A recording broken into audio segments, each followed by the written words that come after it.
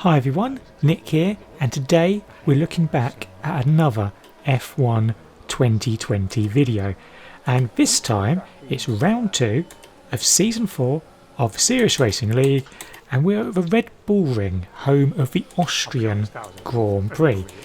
Now this isn't necessarily a track that I would say I was super strong at or anything like that, but as I won the last equal performance race we did round here in season 2, and the practice that I'd done in time trial had gone really well, I was thinking, yeah, this is an opportunity to, if not get the win, at least attempt to try and be up there, try and actually battle it out for the lead, for the win, for the pole, and see what we can do. See if we can kickstart our season on a nice high. I say kickstart like I didn't get a podium in the last race, but you know what I mean.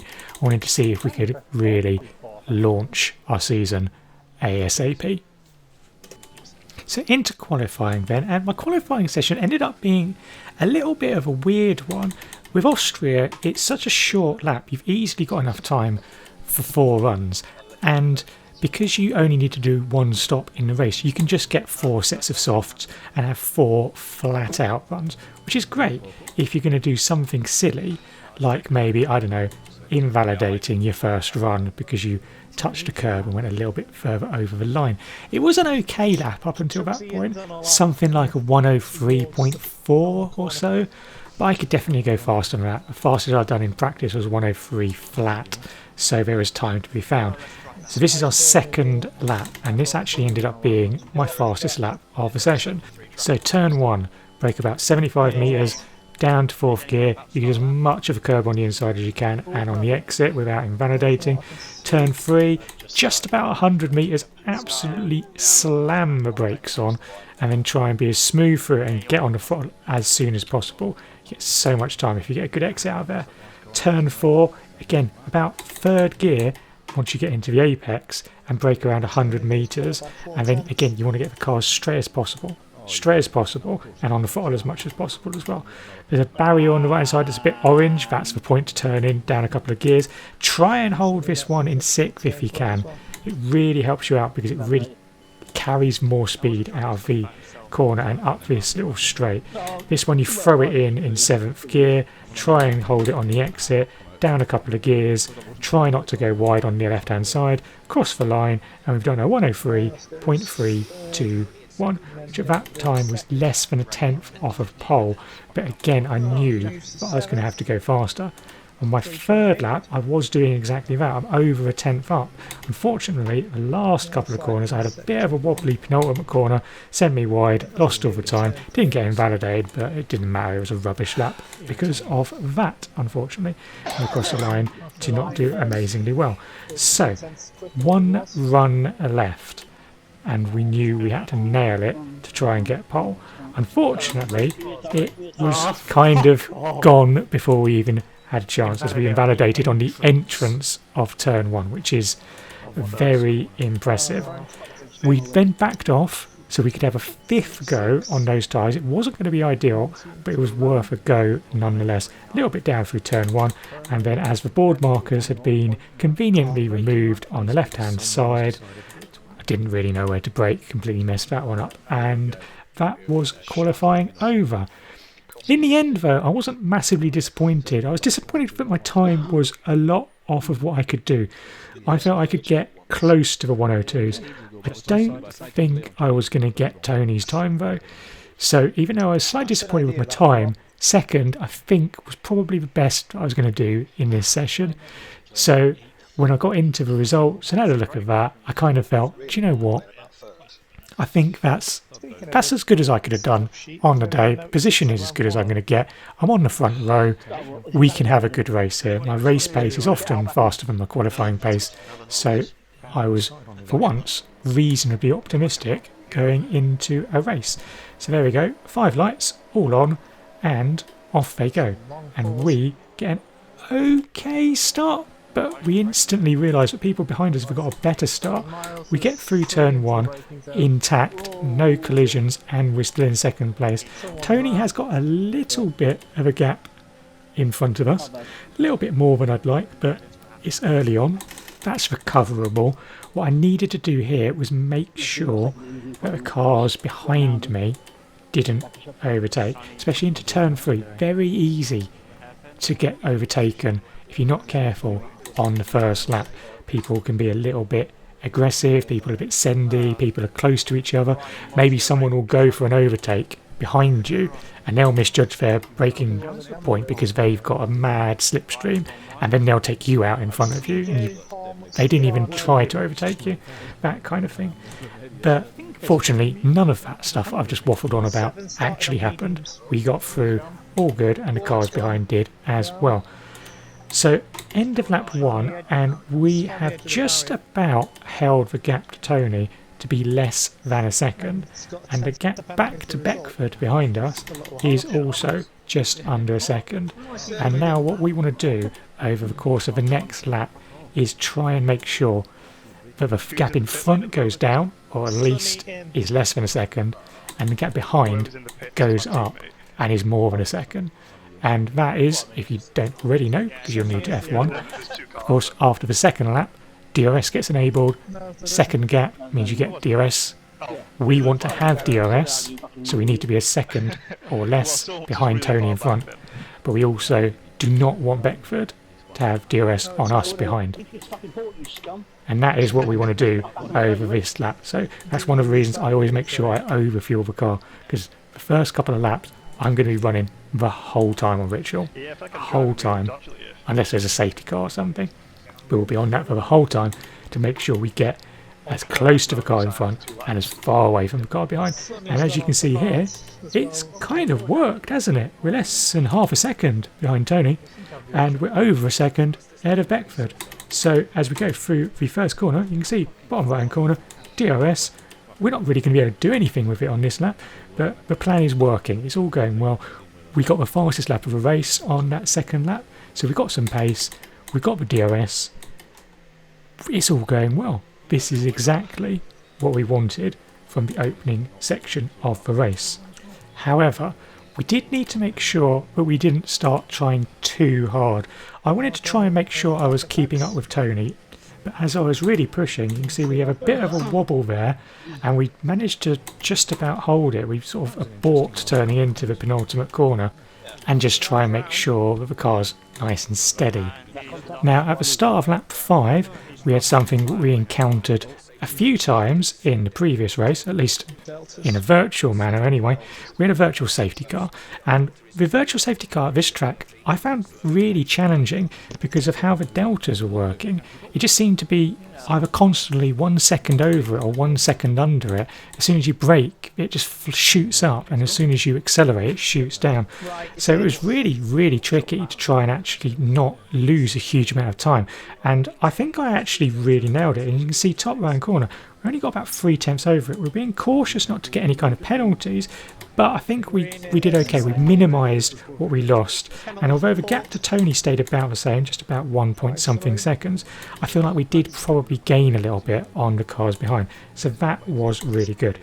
Now lap 7, we got something that could potentially be crucial at some point later in the race. Tony in front of us got a 3-second penalty, which meant that we were net leading the race.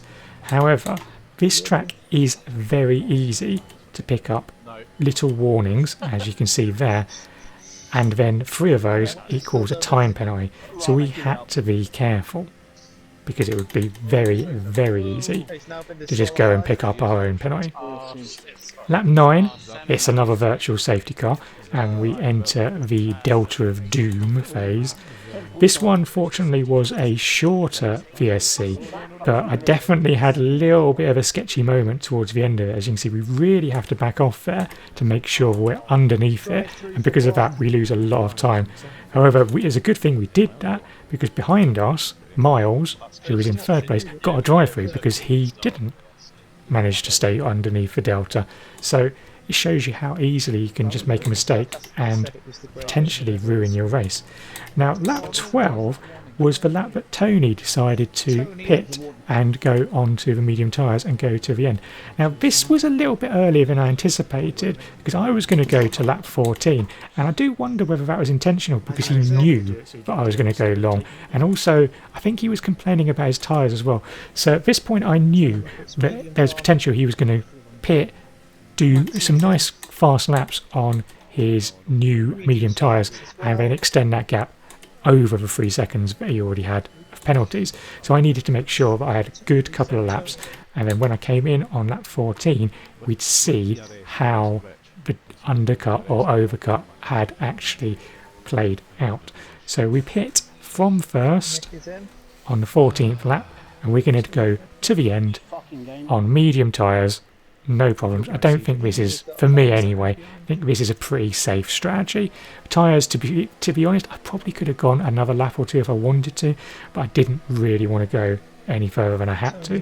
So you can see we're now down to 6th place. We can see that Tony is in front, and at this point he had been held up by Coulthard, who is a very difficult person to overtake because he tends to run low wings, so he's usually very fast down the straights.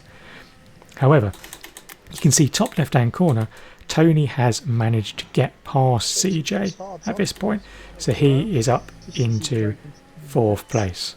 And we managed to gain a couple of places on the end of the lap because a couple of people pitted, which puts us up into 4th place, and we now needed to get after CJ because he was still on the medium tyres that he started the race on. He wasn't amazingly quick, and I could see top left hand corner Tony was getting away, as you can see there. We're really trying really hard. The DRS and the toe caught me out a little bit through there, which meant I went wide, but again I thought I did quite nicely to just say, okay, look, we've gone deep, let's just style it out, make sure that we don't go too wrong there, and learn for next time. Next lap is the next time, and we're going up behind CJ, so this is our chance to overtake. Rich fuel, DRS, ERS on to overtake, and absolutely nothing happens whatsoever. As per usual, those low wings that CJ's got on make it very difficult to overtake, and at this point we're not desperate enough to send it on him. But you can see top left hand corner, Tony isn't on there anymore. That's because he's got past Hom. He's now clear into the lead. So we really need to get past CJ at this point. We're only halfway through the race, so he's potentially going to be going on these tyres for another 4 or 5 laps, and that could destroy the race. So at this point I'm thinking, can we get past in any other places, surprise him maybe? And we see him have a bit of a wobble there, and we think, right, go for it. ERS goes on to overtake. We've got rich fuel on already. We're going to have a go up into the inside of the penultimate corner, and we make it stick. And I think that was a really crucial move, and I was really pleased with how tidy and clean it was as well. So I was really happy with that, and that meant that I could now try and get after Tony, because you can see top left hand corner, he's 5.5 seconds ahead, and that is more than the penalty he's got. However, that was going to reduce somewhat because a full safety car came out at the start of lap 19, which kind of rendered my overtake on CJ completely pointless because he was going to obviously pit under the safety car. But it also meant that other people like Hom in the front and other people who just fancied a pit stop to get some fresh tyres could do that. And even though lap 19-20 is a bit early to be thinking about taking soft tyres to the end, there were a lot of people who decided to do it. And at this point, when we restarted, I was obviously conscious I wanted to stick with Tony, but also conscious there were some fast people who were going to be on fresh softs behind, and I really didn't want to be battling them with used medium tyres. So lap 22, we're in second and no one behind us is on softs. Lap 23, and Hom has made his way up into 5th. That became 4th halfway around the lap, and you can see top left hand corner, Tony then picks up another time penalty. So he's now got 6 seconds of penalties. Now this could be really crucial, as long as I don't go and do something silly like get my own penalty, to basically completely let him off there, and the net position hasn't changed. However, that means that the cars behind me come into play. Now I've got to worry about people overtaking me on penalties. And although you can see top left hand corner, Hags at the moment is in 3rd place and he has 6 penalty seconds of his own. He's got Hom behind him on those soft tyres, and Hom is now 3rd, has got no penalties, is 2 point something seconds behind us, and is now in the net lead of the race. So we needed to really push. The one thing that was really helping me out though was that I was able to stick pretty consistently within 1 second of Tony ahead, and that was giving me the DRS through the whole first and the beginning of the second sector, as you can see here. And even though my medium tyres weren't as fast as Hom's soft tyres through the rest of the lap, this extra DRS, this extra speed was what was, I think, keeping it was keeping me up with Tony and keeping the gap back to Hom as big as possible. However, we weren't really pulling away from Hom enough, so I decided I probably did need to start pushing a little bit, and I kind of started needing to get past Tony. You can see there wasn't an overtaking move, but he was just quite slow through turn 3, and that held us up a bit, lost a bit of time to him in front, but also lost time to Hom behind us. So we needed to keep on going. We kept on going, and then fortunately I think Hom's soft tyres started to wear off. As you can see, lap 32, we're still behind Tony, but we've managed to get that magic 3-second gap to Hom behind us. But I didn't want to rely on Hom's tyres falling off or him maybe picking up a penalty or anything like that. I wanted to get past Tony to make sure that I could be in control of the race. So lap 33, we got the inside of turn 3, a little bit late on the brakes. I think the door was open, but we give him a little bit of a tap and he manages to get back ahead of us. He then defends into turn 4 to go up the inside. We've got DRS, but we're not able to get far enough up the inside, and at this point this probably wasn't what either of us needed whatsoever to start battling with each other. But I thought my best chance of winning this race, or at least making sure that I won the race, was to get through. So lap 34, we've got a couple more laps to go after this one. We're going through turn 1 and Tony gets it slightly wrong, puts a wheel on the curb, gets a bit of wheel spin, goes right. This gives us a really good run on him. We go up the inside of turn 2 technically, and then get the car nicely stopped for turn 3, get it turned in, and then we now have the lead on track. And at this point it's just rich fuel, EOS onto overtake, get down this little straight to make sure that Tony can't try and fight back. And when we turn in here and we get the job done, at this point I was starting to think, okay, I think now I can win this race. And if you fast forward to lap 36, you can see now we've got a 1.5 second gap to Tony behind. The gap to Hom has now gone up to 5 seconds. We just need to keep it solid. We've got a couple more corners to go. Just need to make sure we don't get any penalties, don't get any silly mistakes, don't go in a wall, don't spin. We've done exactly what we needed to, and we crossed the line, and we've got our first win in quite a while in the league, definitely since season 2 anyway. And well, we'll celebrate by showing the podium celebration, why not? So yeah, a win. So it's my first win since season 2. I can't remember exactly what race I won last in that one, but after season 3 didn't really go amazingly well in terms of victories anyway. I thought I did some really good races and had some really good results based on the car that I was driving. None of them were actually wins, which I was hoping to get. So to get a win on track, so it wasn't down to me getting less penalties than the cars in front, I actually got that win on track, and I was really pleased with that. That was the thing that I was most pleased about. Not just winning, but the fact that it wasn't fluke, it wasn't luck, it was a genuine win. So I was dead chuffed with that. As you can see in the standings in the championship, both me and Tony have got a first and a third place, but he had a fastest lap, so he leads the championship by a single point. Hopefully we can keep it nice and tight over the remaining 20 races, but we will see as the races unfold. So what have I learned from the Austrian Grand Prix? I suppose just gave me a lot of confidence, because I said a moment ago, I won the race on the merit. I think if I'd been able to get pole, I think that would have been really helpful, because I genuinely think that my race pace was very good here. I think it was very close to what Tony was doing, but I felt like the tyre wear, I was managing that a little bit better. So maybe if I'd been able to start a little further ahead, I was slightly ahead because I started second, but if I'd been able to get the pole, I think that would have made it easier. But as it was, I think we did a good race. We made the overtakes when we needed to, and yeah, no complaints really whatsoever. So I just need to take that confidence onwards and repeat it again and again at other tracks as well, and see if we can get some more wins this season. Anyway, that's the end of this video. Thank you very much for watching, and I hope you've enjoyed it. If you did, then don't forget to do the old liking, subscribing and commenting stuff. It really helps out the channel, and it is humongously appreciated, so thank you very much in advance. If you want to catch up with me on social media, then you can find me on Twitter and Instagram, where I'm Alfred Bulbasaur.